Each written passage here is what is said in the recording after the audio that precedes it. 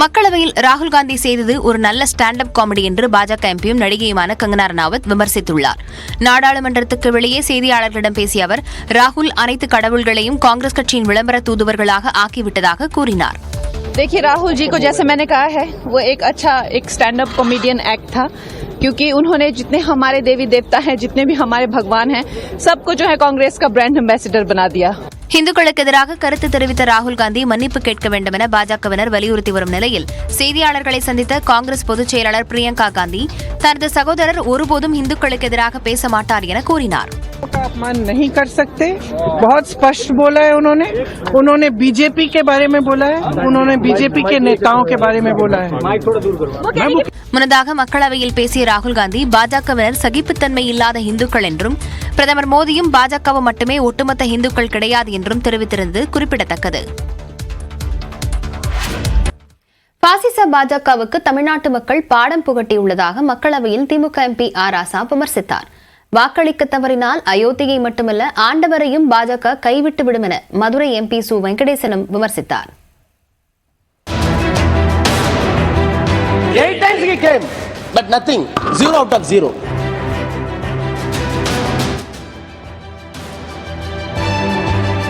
மக்களவையில் குடியரசுத் தலைவர் உரைக்கு நன்றி தெரிவிக்கும் தீர்மானத்தின் மீதான விவாதத்தில் திமுக உறுப்பினர் ஆர் ராசா உரையாற்றினார். அப்போது இந்த தேர்தலில் பாசிச பாஜகவுக்கு திராவிடமன் தக்க பதிலடி கொடுத்துள்ளதாகவும் பிரதமர் மோடி கொடுத்த கேரண்டியை தமிழ்நாட்டு மக்கள் ஒரு முறை அல்ல 2 முறை நிராகரித்து விட்டதாகவும் குறிப்பிட்டார். 7 times he came. 8 times he came, but nothing. 0 out of 0. What does it mean? What does it mean?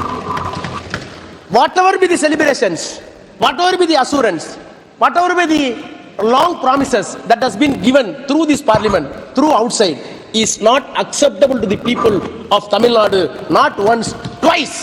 பிரதமர் மோடியிடம் கடவுளுக்கான எந்த தகுதியும் இல்லை என்றும் கூறினார். We are not against God. If you say love is the God, if you say fraternity is the God, if you say something humanity is God, yes, we want to see. Even we are ready to accept Modi as a God man, provided you should be having such a qualification. The problem is you are having no such qualification, we cannot believe it. இதேபோல் Madurai MP Marxist உறுப்பினர் சு வெங்கடேசன், வாக்களிக்காவிட்டால் பாஜக அயோத்தியையும் கைவிடும் ஆண்டவனையும் கைவிடும் என்பதைத்தான் குடியரசுத் தலைவர் உரை தெளிவுபடுத்துகிறது என தெரிவித்தார். முழுக்க முழுக்க அயோத்தியை பற்றி இருந்தது. ஆனால் இன்றைக்கு குடியரசுத் தலைவருடைய உரையில் அயோத்தி என்ற சொல்லே இல்லை. உங்களுக்கு வாக்களிக்காவிட்டால் அயோத்தியையும் கைவிடுவீர்கள், ஆண்டவனையும் கைவிடுவீர்கள் என்பதுதான் நீங்கள் இன்றைக்கு குடியரசுத் தலைவர் உரையின் மூலம் இந்த நாட்டு மக்களுக்கு சொல்லியுள்ள தீர்ப்பு. தெய்வத்தின் குழந்தை என்று நீங்கள் சொன்னதை மனிதர்களான எங்களாலேயே தாங்கிக் கொள்ள முடியவில்லை, தெய்வங்களால் எப்படி தாங்கிக் கொள்ள முடியும்? எனவே தான் நீங்கள் ராமரை கைவிட்டு விட்டு விஸ்வநாதரிடம் போனீர்கள், விஸ்வநாதரை கைவிட்டு விட்டு இன்றைக்கு ஜெகநாதரிடம் போயிருக்கிறீர்கள். விரைவில் ஜெகநாதரும் உங்களுக்கு நல்ல அருளை பாவிப்பார். முன்னதாக திரிணாமுல் காங்கிரஸ் உறுப்பினர் மகுவா மொய்த்ரா பேசுவதற்காக சபாநாயகர் பெயர் அறிவித்தவுடன் பிரதமர் மோடி அவையில் இருந்து வெளியேறினார். அப்போது பேசத் தொடங்கிய மகுவா மொய்த்ரா பிரதமர் மோடியை அழைத்து தனது உரையை கேட்க வேண்டும் என கேட்டுக்கொண்டார்.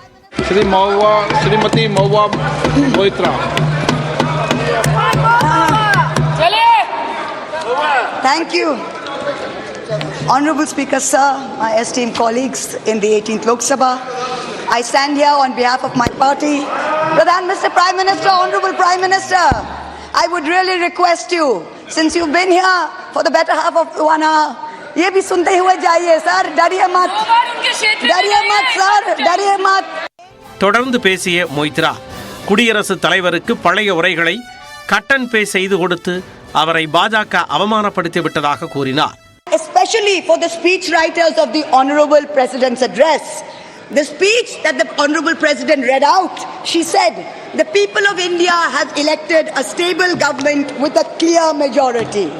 Please do not embarrass the office of the President by using poorly edited cut and paste versions of old speeches. This is not a stable government. It depends on multiple allies with a history of U-turns. It has not got a simple majority. The BJP is 32 short of 272. Vellore MP திமுக உறுப்பினர் கதிர் ஆனந்த் தனது உரையின் போது தமிழ்நாடு முதலமைச்சர் நாட்டை வளர்ச்சி பாதைக்கு கொண்டு செல்ல விரும்பும் வேளையில் அதற்கு மத்திய அரசு ஆதரவளிக்கவில்லை என்று கவலை தெரிவித்தார். மேலும் மத்திய அரசு மாநிலங்களின் நலத்திட்டங்கள் மீது பாரபட்சமில்லாமல் ஆதரவளித்தால் மட்டுமே நாடு வளர்ச்சியடையும் என்றும் குறிப்பிட்டார். 3 சட்டங்களின் பெயர்கள் மாற்றம் செய்யப்பட்டிருக்கும் நிலையில் பழைய சட்டங்களுக்கும் மாற்றம் செய்யப்பட்ட சட்டங்களுக்கும் இடையேயான வேறுபாடுகள் என்னென்ன என்பதை வரைகலை மூலம் விளக்குகிறார் அபிநயா. 3 புதிய குற்றவியல் சட்டங்கள் நடைமுறைக்கு கொண்டு வரப்பட்டிருக்கு. இப்போ பழைய சட்டத்திற்கும் இப்போ கொண்டு வரப்பட்டிருக்க சட்டத்துக்கும் என்ன வித்தியாசம் ஏற்பட்டிருக்கு அப்படின்றத நாம இப்ப பார்க்க போறோம். இதுல ஏற்கனவே இருந்த இந்தியன் பீனல் கோட், அதாவது இந்திய தண்டனை சட்டம், அதுல ஏற்கனவே இருந்த அந்த பிரிவுகள் என்பது 511 பிரிவுகளாக இருந்தது. இப்போ புதிதாக இதற்கு பதிலாக கொண்டு வரப்பட்டிருக்கக்கூடிய சட்டம் தான் பாரதிய நியாய் சனிதா.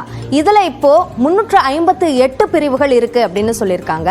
இதுக்கு கீழே என்னென்ன மாற்றங்கள் இருக்கு அப்படின்னு பார்த்தோம்னா, புதிதாக 21 குற்றங்கள் சேர்க்கப்பட்டிருக்கு இந்த பிரிவுல. அதே மாதிரி 41 குற்றங்களுக்கு சிறை தண்டனை அதிகரிக்கப்பட்டிருக்கு. ஒவ்வொரு குற்றத்திற்குமான தண்டனை என்பதும் வெவ்வேறு வகையில அது மாற்றத்திற்கு உள்ளாகி அது அதிகரிக்கப்பட்டிருக்கு. அடுத்ததாக பார்த்தோம்னா 82 குற்றங்களுக்கான அபராதம் என்பது அதிகரிக்கப்பட்டிருக்கு. அதே மாதிரி 6 குற்றங்களுக்கு சமூக சேவை செய்யணும் அப்படின்னு ஏற்கனவே நீதிமன்றங்கள் எல்லாம் நம்ம பார்த்திருப்போம். ஒரு நாள் வாகன நெரிசலை நெறிப்படுத்துற பணியில ஈடுபடணும், திருக்குறள் சொல்லணும், இந்த மாதிரியான விஷயங்களை இப்ப சட்டத்துல கொண்டு வந்திருக்காங்க. இதுதான் கம்யூனிட்டி சர்வீஸ் என்ற அடிப்படையில் 6 குற்றங்களுக்கு அதை செய்யறதுக்கான இன்க்ளூஷன் அப்படின்றது நடந்திருக்கு. இதற்கு அடுத்ததாக இன்னொரு மாற்றம் என்ன அப்படின்னா, குற்றவியல் நடைமுறை சட்டம். இதுல ஏற்கனவே 484 பிரிவுகள் இருந்தது. இதற்கு பதிலாக இப்ப கொண்டு வரப்பட்டிருக்கக்கூடிய சட்டத்தோட பெயர் என்ன அப்படின்னா, பாரதிய நாகரிக் சுரக்ஷா சனிதா. இதுல ஏற்கனவே இருந்த 484 பிரிவுகளுக்கு பதிலாக கூடுதலாக 531 பிரிவுகள் என்பது இருக்கு. சோ இதுல பொறுத்த வரைக்கும் மொத்தமா 177 பிரிவுகள்ல நிறைய மாற்றங்கள் செய்யப்பட்டிருக்கு. அதே மாதிரி 9 புதுசா பிரிவுகள் சேர்க்கப்பட்டிருக்கு. 39 சப்செக்ஷன்ஸ் அப்படின்னு சொல்வாங்க, சார் பிரிவுகள் அப்படின்றதும் சேர்க்கப்பட்டிருக்கு. 14 பிரிவுகள் நீக்கம் செய்யப்பட்டிருக்கு. இது இதில் நடந்த இந்த எண்ணிக்கை அடிப்படையிலான மாற்றம் அப்படின்னு சொல்லலாம். அடுத்ததாக இந்திய சாட்சி சட்டம், அதாவது இந்தியன் எவிடன்ஸ் ஆக்ட் அப்படின்றதுல ஏற்கனவே 166 பிரிவுகள் இருந்தது. தற்பொழுது அதை பாரதிய சாட்சிய அதிநியா அப்படின்னு மாற்றியிருக்காங்க. இதுல இப்போ இருக்கக்கூடிய பிரிவுகள் 170 இருக்கு. இதுல என்ன மாற்றங்கள் அப்படின்னு பார்த்தோம்னா, 24 பிரிவுகள்ல மாற்றம் என்பது நிகழ்ந்திருக்கு. 2 சார் பிரிவுகள் சேர்க்கப்பட்டிருக்கு, 6 பிரிவுகள் நீக்கப்பட்டிருக்கு. இது எண்ணிக்கை அடிப்படையிலான மாற்றங்கள் அப்படின்னு சொல்லலாம். இதுல குறிப்பாக தண்டனை மாற்றம் அப்படின்னு நடந்தது அப்படின்னு பார்த்தோம்னா, இதுல பழைய சட்டத்தின் அடிப்படையில் இந்த குற்றத்திற்கு பழைய சட்டத்தின் அடிப்படையில் 3 ஆண்டுகள் சிறை என்பது இருந்தது. இப்போ 7 ஆண்டுகள் சிறை மற்றும் அபராதம் என்ற வகையில் அந்த தண்டனையோட வீரியம் என்பது அதிகரிக்கப்பட்டிருக்கு அப்படின்றத பார்க்கலாம். அதே மாதிரி அடுத்த குற்றம் பாலியல் தொழிலுக்காக குழந்தையை கடத்தல் அப்படின்ற அந்த குற்றத்துக்கு பழைய சட்டத்தின் அடிப்படையில் 10 ஆண்டுகள் வரை சிறை தண்டனை என்பது இருந்தது.